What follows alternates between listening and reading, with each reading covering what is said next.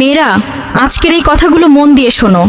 দেখো বোনেরা, কোনো ছেলের মনে কষ্ট দিও না, তার হৃদয় ভেঙে দিও না। কোনো ছেলের সাথে শুধু সময় কাটানোর জন্য, টাইম পাসের জন্য সম্পর্ক রেখো না।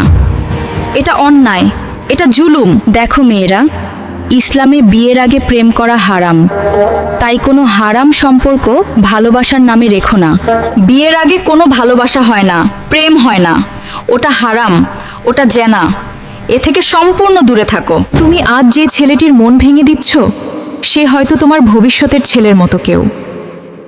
একদিন তুমি মা হবে, তোমার কোলে যখন একটি ছোট্ট ছেলে আসবে, তার চোখে যদি কোনো মেয়ে কষ্টের অশ্রু দেখো, তখন তোমার বুক কেমন করে উঠবে? সেই ব্যথা সহ্য করতে পারবে? তাই আজ থেকে ভেবে দেখো, যে কষ্ট তুমি অন্যের ছেলেকে দিচ্ছ, সেই কষ্ট একদিন তোমার নিজের ছেলের উপরও আসতে পারে। বিবাহিত বোনেরা, বিশেষ করে তোমাদের জন্য, স্বামী আল্লাহর পক্ষ থেকে তোমার জন্য এক বিশেষ নেয়ামত। তিনি তোমার রক্ষক, তোমার অভিভাবক। রাসূলুল্লাহ বলেছেন, যদি আল্লাহ ছাড়া অন্য কাউকে সিজদা করা জায়েজ হতো, তাহলে আমি স্ত্রীদেরকে তাদের স্বামীকে সিজদা করতে বলতাম। স্বামী যা নিষেধ করে, যা বারণ করে, তা তোমার অকল্যাণের জন্য নয়।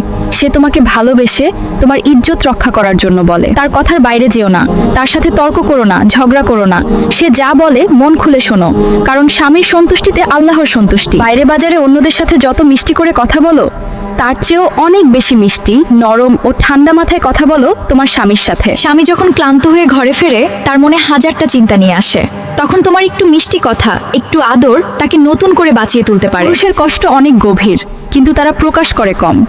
তাই তার হৃদয়কে স্পর্শ করো, তার সম্মান করো, তার ভালোবাসাকে লালন করো। মেয়েরা, তোমরা যদি পুরুষের হৃদয়ের কষ্ট বুঝতে শেখো এবং তাদের সম্মান করতে শেখো, তাহলে সমাজের অর্ধেক সমস্যা নিজে থেকেই মিটে যাবে। আল্লাহ তোমাদের সবাইকে নেককার স্ত্রী ও নেককার মা বানান। আমিন। আমার কথায় কেউ যদি কষ্ট পেয়ে থাকেন, ক্ষমা করে দিবেন। আল্লাহ হাফেজ।